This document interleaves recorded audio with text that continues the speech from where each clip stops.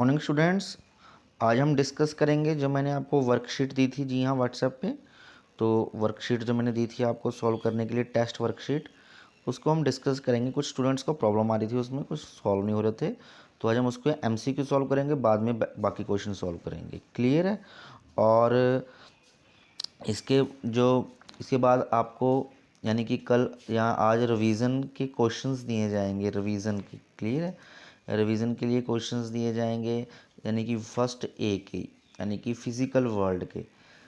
Clear है? Physical world के आपको क्वेश्चंस दिए जाएंगे, वो आपने रीड करने हैं, सॉल्यूशन भी साथ में होगा, आपने रीड करने हैं और लर्न करने हैं, और वो इम्पोर्टेंट क्वेश्चंस हैं। ठीक है? और अपनी कॉपीज़ में नोट करके मुझे सबमिट कराने हैं। और ये आपको मैं आज बताऊंगा, डिस्कशन करूंगा। जी हाँ, जो मैंने आपको वर्कशीट दी थी, जो बच्चों ने की थी, कुछ प्रॉब्लम्स थी, वो मैं आपको बताऊंगा। क्लियर है स्टूडेंट्स? तो चलिए डिस्कस करते हैं। सबसे पहला क्वेश्चन हमारा यहाँ पे, in the SI system the unit of temperature is. Temperature का यूनिट क्या होता है एसआई सिस्टम में, ये पूछा गया है इसमें। So very easy. So the SI unit of temperature is, that is kelvin. Clear है? Next question, what is the SI in SI system the unit of energy. Energy की यूनिट क्या होती है सिस्टम में? जूल। क्लियर है? The dimensions of the ratio of angular momentum to the linear momentum. अब इसे हमें पता होना चाहिए एंगुलर मोमेंटम क्या होता है।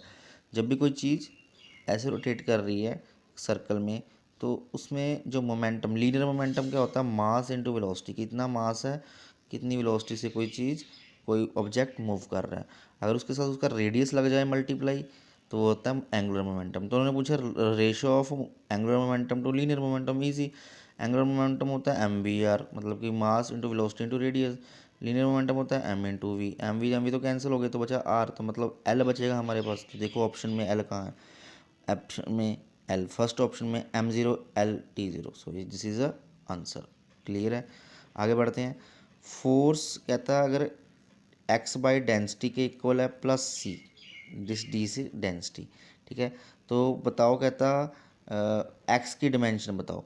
अब मुझे पता है अगर ये फोर्स है तो ये भी सारी फोर्स होगी, तभी फोर्स में फोर्स ऐड होगी ना। मैं लिख सकता हूँ ना 10 newton is equal to 2 newton, 2 newton plus 8 newton. मैं लिख सकता हूँ ना, 8 न्यूटन लिख सकता हूँ ना। तो इसका मतलब 8 न्यूटन में ही 2 न्यूटन ऐड होंगे, ये सारी फोर्सेस ही होंगी। ऐसे तो नहीं होगा कि मैं 2 न्यूटन प्लस 2 kg लिखूँ, तो गलत हो जाएगा। क्लियर है? तो इसका मतलब जे फोर्स जो डिमेंशन इसकी है वही डिमेंशन इसकी होगी। तो चलो बताते हैं, इसको सॉल्व करते हैं। सो मतलब M L T minus two, ये फोर्स की डिमेंशन इक्वल टू किसके इक्वल होगी? X by density. डेंसिटी की dimension M L minus cube, ये होता है ना मास पर यूनिट वॉल्यूम। अब मास इधर जाएगा, एम का स्केयर हो जाएगा, मल्टीप्लिकेशन, क्रॉस मल्टीप्लाई। ये एल इधर जाएगा, -3 प्लस 1 क्या हो जाएगा? -2। तो ये बची M2L-2 T-2। देखते हैं है कोई ये रे डी। यहाँ से देखें, M2L-T-M-L-2 okay students? Okay. Dimension formula for angular momentum मैंने अभी बताया, MVR होता है एंगुलर मोमेंटम। मास तो M होगा, velocity LT-1, radius length ML2T-1 हो जाएगा। ML2T-1, देखो यही का क्वेश्चन था, ये था ML2T-1, ए रहा, B is right answer. Okay. अगला पूछा उन्होंने 10 की पावर AX, ए टी है, 10 की पावर AT+3। अब ये 3 में ऐड हो रहा है, मतलब ये कांस्टेंट है, तो कांस्टेंट की डिमेंशन 0 होती है, तो हम इसको कांस्टेंट के इक्वेट 0 करेंगे, मतलब AT इक्वल टू 0 है। जरा देखो, AT में 3 ऐड हो रहा है, तो मतलब अगर ये कांस्टेंट है 3, तो ये भी तो कांस्टेंट होगी, इसकी भी डिमेंशन कांस्टेंट होगी ना। तो AT इक्वल टू 0 कर सकते हैं हम, क्योंकि ये इसकी डिमेंशन कांस्टेंट की 0 होती है। सो A इज इक्वल टू क्या आ जाएगा? T-1, उधर जाके T-1 हो जाएगा। Is it clear? ये आपको पता होना चाहिए। क्लियर है? तो हमारा आ जाएगा T-1, C is the right answer. आगे है हमारे पास velocity of a moving particle, जो डिपेंड करता है AT+B/T+C। तो वेलोसिटी इज इक्वल टू क्या है? जो वेलोसिटी की डिमेंशन होगी वो इसकी होगी B/T+C। तो नीचे डिमेंशन टी की होगी, क्योंकि दोनों प्लस में हो रहे हैं, तो दोनों की टी डिमेंशन टाइम है दोनों। अगर ये टी है तो ये भी सी भी टी होगा। तो बस वेलोसिटी की होती है LT-1 इंटू टी कर देंगे, तो टी टी तो कैंसिल हो जाएगा, बचेगा एल। तो एल क्या है, ये रहा हमारा B. B is the right answer. Student clear है? आगे बढ़ते हैं।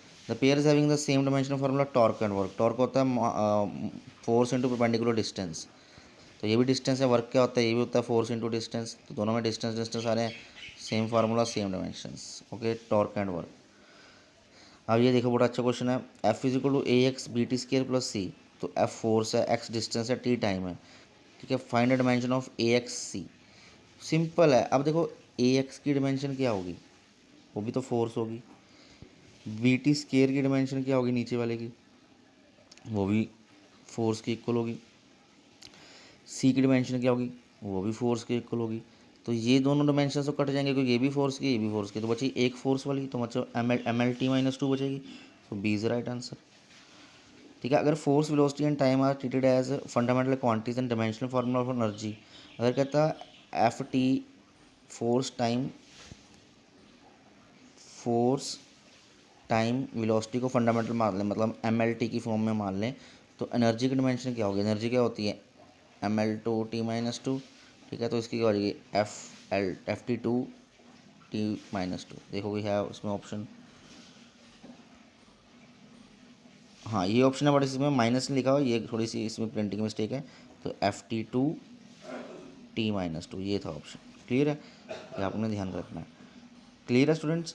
तो which the following quantities do not have the same dimension. ये आपने खुद सॉल्व करना, बहुत ईजी है। इसमें चेक करना है कि किन की डायमेंशन जो है सेम नहीं है। क्लियर है, ये आप बुक्स चेक कर सकते हैं।